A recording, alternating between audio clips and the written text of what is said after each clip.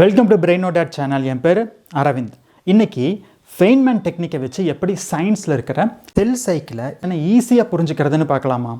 அதுக்கு முன்னாடி ஃபெய்ன்மேன் டெக்னிக்கை ஷார்ட் அண்ட் ஸ்வீட்டாக சொல்கிறேன், கேளுங்க. ஸ்டெப் 1, ஒரு டாபிக் எடுத்துக்கங்க. ஸ்டெப் 2, அதை படித்து புரிஞ்சுக்க பாருங்கள். ஸ்டெப் 3, அந்த டாப்பிக்கில் என்ன உங்களுக்கு புரியலங்கிறத கண்டுபிடிங்க. அந்த டாப்பிக்கை திருப்பி போய் படித்து பாருங்கள். ஸ்டெப் 4, உங்களோட வார்த்தையில் அதை பற்றி ஒன்றுமே தெரியாத ஒரு 5 வயசு குழந்தைக்கு எக்ஸ்பிளைன் பண்ணுற மாதிரி சொல்லி பாருங்கள். அதை ஒரு கதையாவோ இல்லை புரிகிற மாதிரி ஒரு சின்ன செய்தியாவோ அதை இன்னும் சிம்பிளாக்க பாருங்கள். இந்த 4 ஸ்டெப்ஸையும் எப்படி செல் சைக்கிளில் அப்ளை பண்ணுறதுன்னு பார்க்கலாமா? இதை ஈஸியாக புரிஞ்சுக்கிறதுக்கு நான் உங்களுக்கு கார் ஃபேக்டரியோட இதை கம்பேர் பண்ணி சொல்ல போகிறேன். செல் சைக்கிள்னால் என்ன?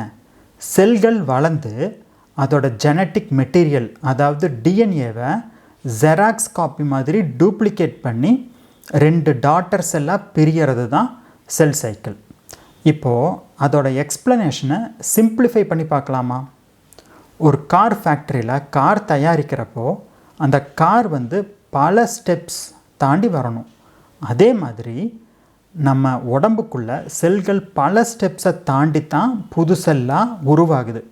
ஃபேக்ட்ரியில் காரை அசம்பிள் பண்ணும்போது ஒவ்வொரு இடத்துலையும் ஒவ்வொன்றா ஃபிட் பண்ணுறாங்க.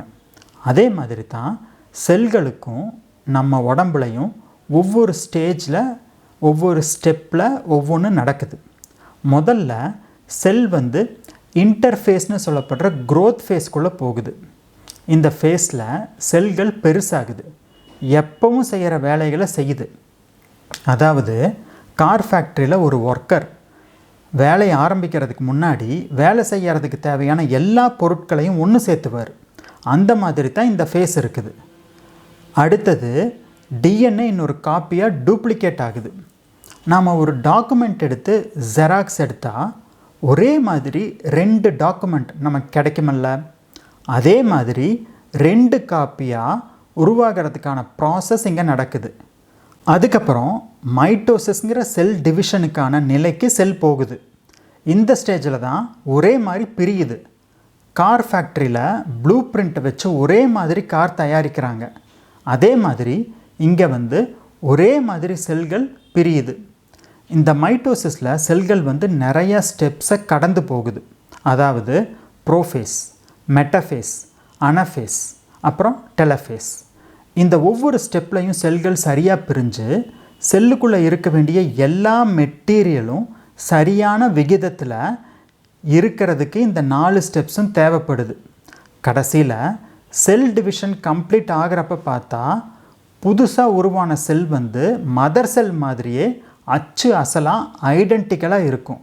இப்போ இந்த செல்கள் அதுகளோட வேலையை பார்க்க போயிடும். அதாவது ஒரு கார் ஃபேக்ட்ரியில் கார் ரெடியானதுக்கப்புறம் கார் விற்பனைக்கு போகிற மாதிரி தான் இதுவும். இப்போ இதில் என்னென்ன கேப்ஸ் இருக்குதுன்னு பார்க்கலாம். செல் சைக்கிள் கண்ட்ரோல் பண்ண முடியாத அளவுக்கு நிறையா நடந்தால் அது கேன்சரில் முடியலாம்.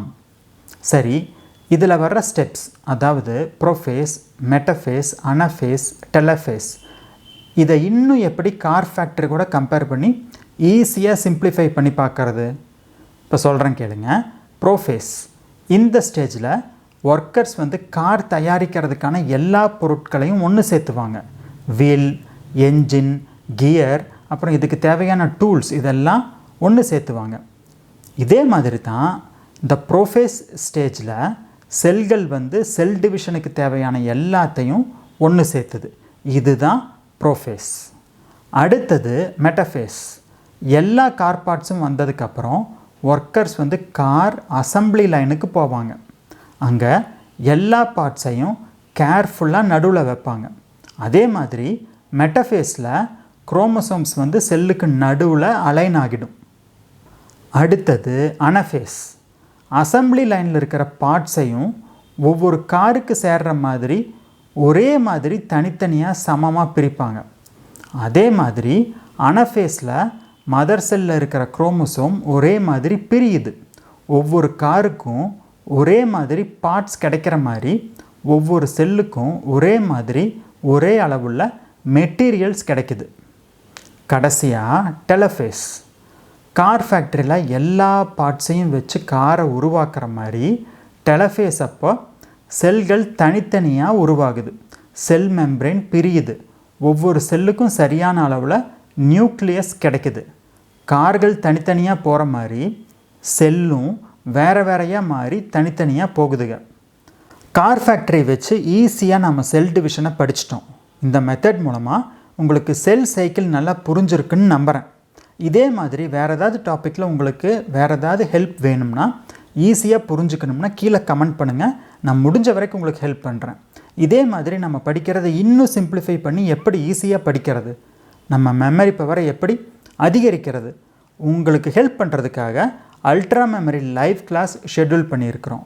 கீழே லிங்க்கை கிளிக் பண்ணி வெப்சைட்டில் போய் டீட்டெயில்ஸ் பாருங்கள், கிளாஸில் சேருங்க.